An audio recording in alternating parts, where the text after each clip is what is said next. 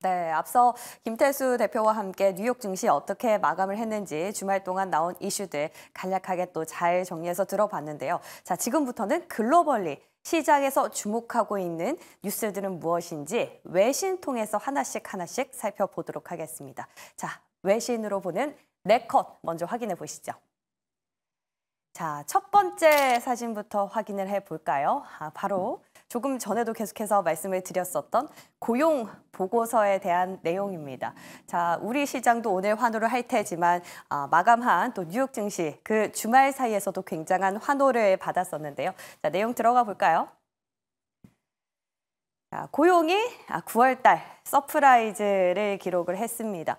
6개월 만에 가장 큰 증가폭을 보이면서 IB 업계에서도 이제 연준이 연착륙 가능성을 제기하면서 25bp 인하로 좀 모이고 있는 의견들을 확인할 수가 있는데요. 조금 더 자세한 내용은 또 기사 통해서 만나보도록 하겠습니다.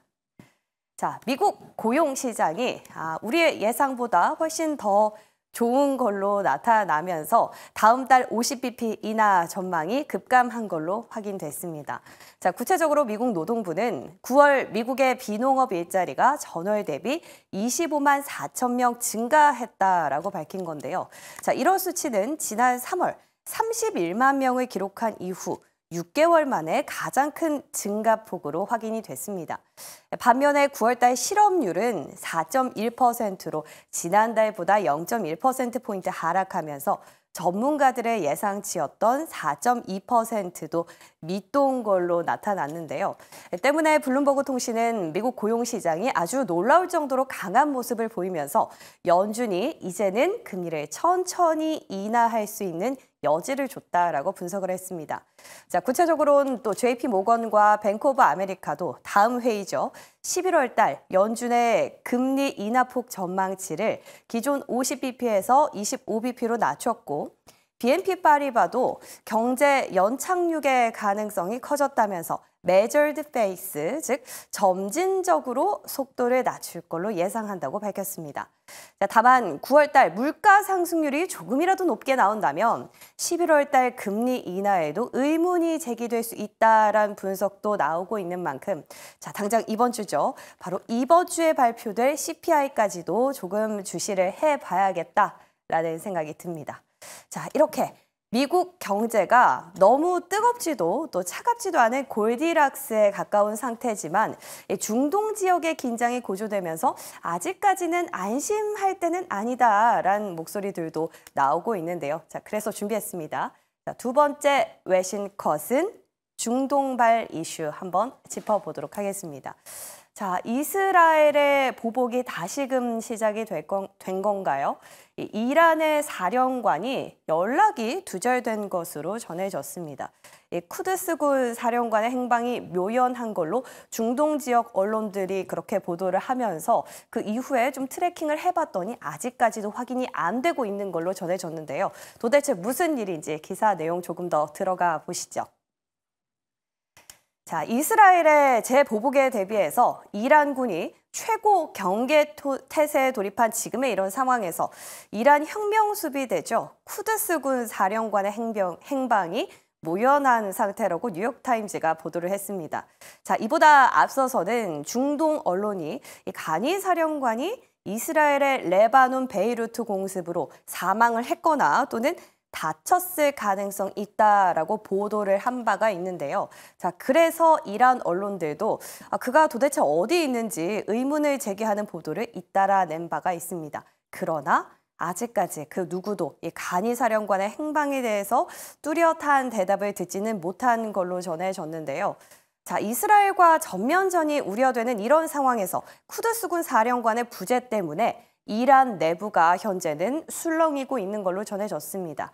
앞서서 사실 바이든 대통령이 또 이란을 향한 직접적인 공습 대신에 대안을 찾아야 한다고 밝히면서 시장 자체는 약간 안도감을 느끼는 듯 했지만 여전히 기사를 통해 보면 중동 상황 조금 잦아들지 않고 계속해서 심상치 않은 상황을 이어가고 있는 걸로 확인되고 있습니다. 자, 이렇게 해서 중동 이슈까지 두 번째 이슈로 만나봤고요. 자, 세 번째 컷으로 바로 넘어가 보겠습니다. 자, 해리스와 트럼프 소식이 또 한 번 전해졌는데 상당히 이례적인 내용이 담겼습니다. 해리스가 직접적으로 트럼프 후보에 대해서 2020년 대선 불복에 대한 스탠스를 상당히 비난하는 맹비난의 글을 자신의 트위터 X에 올린 건데요. 자, 이제 대선을 한 달 남짓 앞두고 있어서 그런지 되게 본격적인 행보를 보여주고 있습니다. 과연 무슨 내용을 어떻게 적은 건지 한번 내용 통해서 만나보도록 하시죠. 자, 미국 민주당 대통령 후보죠. 카멀라 해리스 부통령이 대선 상대인 공화당 후보 도널드 트럼프 전 대통령의 2020년 대선 불복을 집중 공격했습니다. 자, 해리스 부통령은 현지 시간 6일 자신의 X에다가 올린 트위터에서 트럼프는 2020년 선거에서 패했다면서 그는 국민의 뜻을 받아들이기를 거부하고 무장한 군중들을 미국 의회 의사당으로 보냈다라고 직접적으로 비판을 한 건데요. 자, 그러면서 우리는 그에게 두 번째 임기를 허락할 수 없다라고 또 덧붙였습니다. 자, 해리스 부통령은 이런 내용의 글에 이어서 새로운 광고 영상도 X에 게재를 했는데요. 이 광고에는 이렇게 자막으로 공무원 압박, 거짓말 유포, 펜스의 목숨 위협 등 트럼프 전 대통령의 당시 행동에 대한 언론의 보도 내용들이 빨간색으로 부각이 돼 있습니다. 자, 그렇지만 이런 공격적인 행보는 해리스 캠프에서는 조금은 좀 보기 드문 이례적인 공격이라는 분석들이 나오고 있는데요. 자, 대선을 약 한 달 정도 앞두고 본격적인 유세에 돌입을 한 걸까요? 국내 증시에 영향도 있는지 조금 지켜봐야 될 듯 보입니다.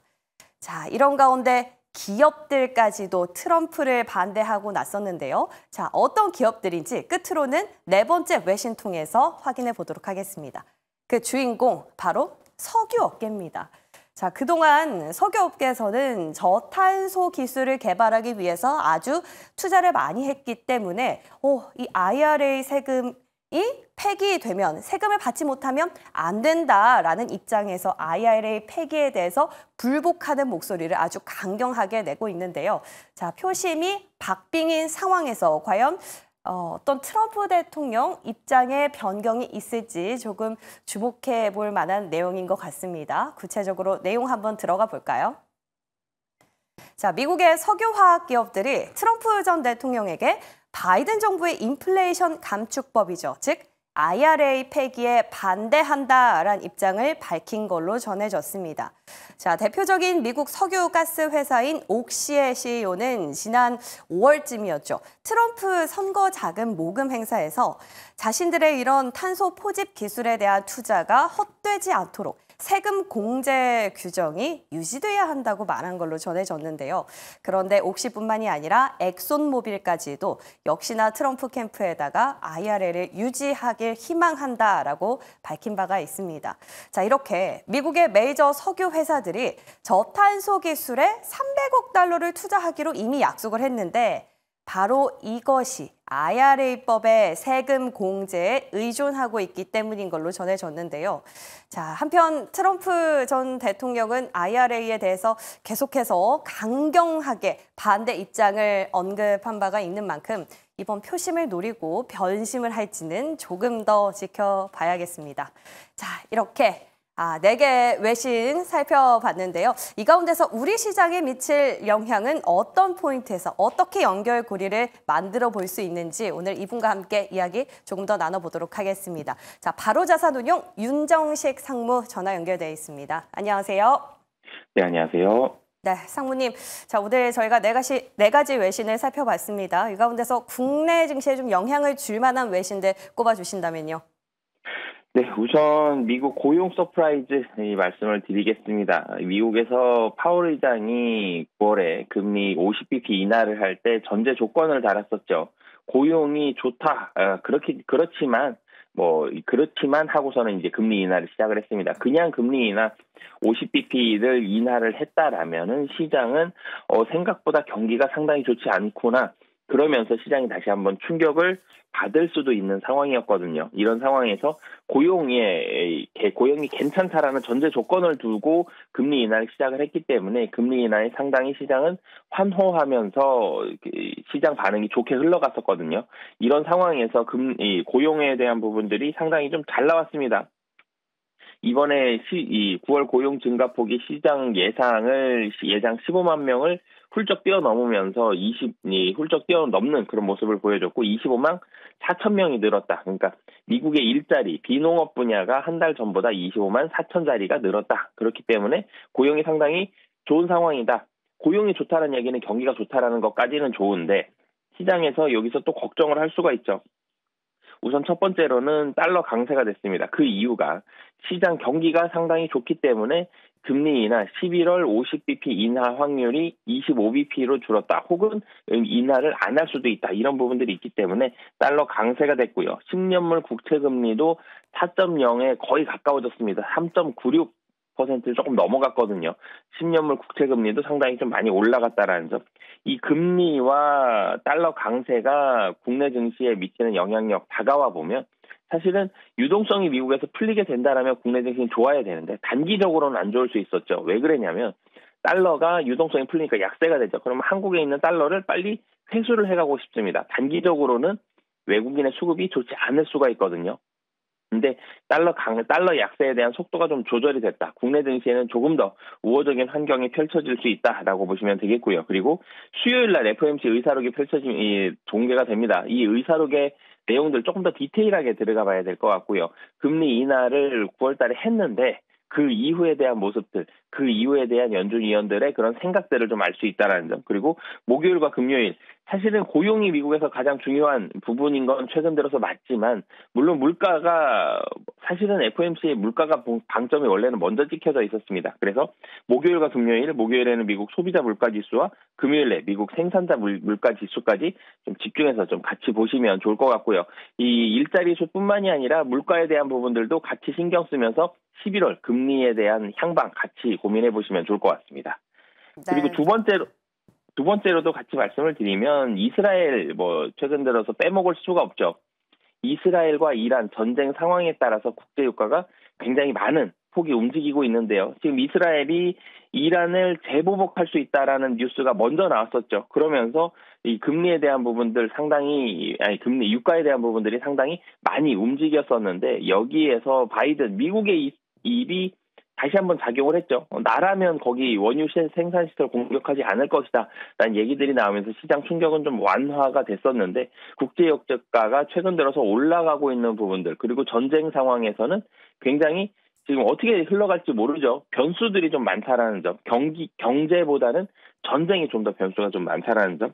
이스라엘이 이란을 재공격할 시에는 하루에 100만 배럴이 생산이 감소하게 됩니다. 국제유가 그래서 WTI가 75달러 이상까지도 순간적으로 좀 올라갔다 내려오는 그런 모습까지 보여줬기 때문에 이스라엘의 이란 재공격 가능성 상당히 좀 높은 상황이기 때문에 계속 이 촉각을 곤두세우고 봐야 될 것 같고요. 그리고 여기에다가 미국이 만약에 여기 개입한다면 이제는 문제가 더 커지게 됩니다. 미국의 개입 여부 혹은 어떤 목소리들이 나오는지 여부까지 같이 살펴보시는 게 좋을 것 같습니다. 네, 좋습니다.